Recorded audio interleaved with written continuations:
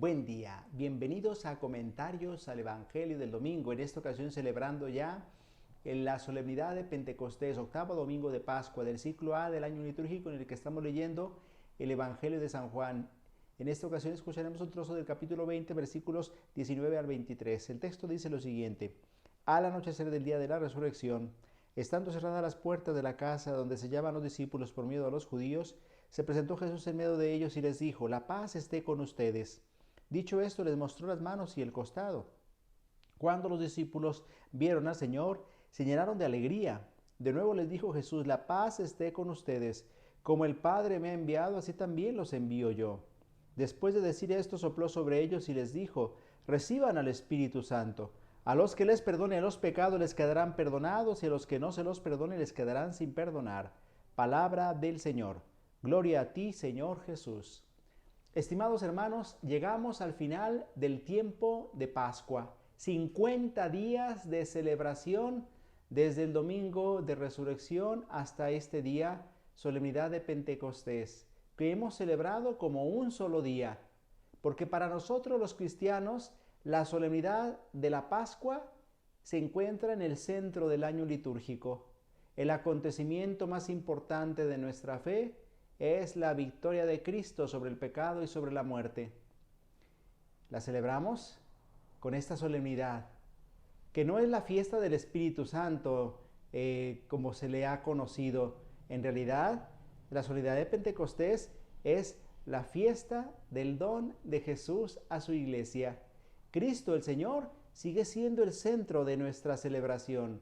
No es que nos hayamos olvidado de Él porque ya celebramos la ascensión y ahora centramos nuestra atención en la tercera persona de la Santísima Trinidad. Seguimos celebrando a Jesucristo, seguimos celebrando su victoria sobre la muerte y como fruto de su victoria sobre la muerte, como fruto de su glorificación, de su ascensión a los cielos, celebramos el don del Espíritu Santo que Cristo ha regalado a su iglesia.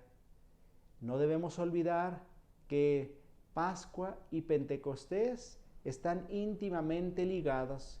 Son celebraciones que en realidad podríamos ponerlas en un mismo día, porque hablan del triunfo de Cristo, hablan de la victoria pascual. Por eso San Juan, en el Evangelio que escuchamos, nos muestra que el mismo día de la resurrección, Jesús se presentó en medio de sus discípulos y les dijo: La paz esté con ustedes. No es un deseo, no es un saludo simplemente. Jesús está diciéndoles que la paz está con ustedes, es decir, la paz está con ellos, porque Cristo es la paz, porque la victoria de Cristo sobre la muerte es la paz de la humanidad, es la paz del hombre, es la paz del mundo. Cuánta inquietud, cuánta zozobra, cuánto desaliento, cuánto temor hay en el corazón del hombre, especialmente en este tiempo de pandemia. Y cómo necesitamos la paz que viene de Dios. No es la paz que resulta de una guerra en la que unos ganan y otros pierden, porque esa paz es gloria y alegría para unos, pero es tristeza y desasosiego para otros. La paz de Dios es alegría para todos. La paz de Dios es serenidad interior. La paz de Dios es plenitud del Espíritu en nuestra vida. Por eso, Cristo se manifiesta a sus discípulos el día de la resurrección y les dice: La paz esté con ustedes. Y dicho esto, les mostró las manos y el costado. ¿Por qué? Porque allí se encontraban las señales de su pasión. En las manos, los agujeros de los clavos, y en su costado, la lanza que le había traspasado hasta el corazón. Y entonces Jesús está manifestando que es el mismo, que no es un fantasma, que es el mismo que vieron pendiendo de la cruz, que ahora ha vencido a la muerte y se presenta victorioso delante de sus discípulos. Pero luego nos dice el Evangelio de San Juan: cuando los discípulos vieron al Señor, se llenaron de alegría, porque eso trae Cristo resucitado. Ese debe ser el fruto más importante que ahora que se termine la Pascua debemos vivir los cristianos a lo largo del año, la alegría de la Pascua, la alegría del resucitado, la alegría de sabernos renovados por Cristo, por su muerte y resurrección. De nuevo les dijo Jesús, la paz esté con ustedes, como el Padre me ha enviado, así también los envío yo.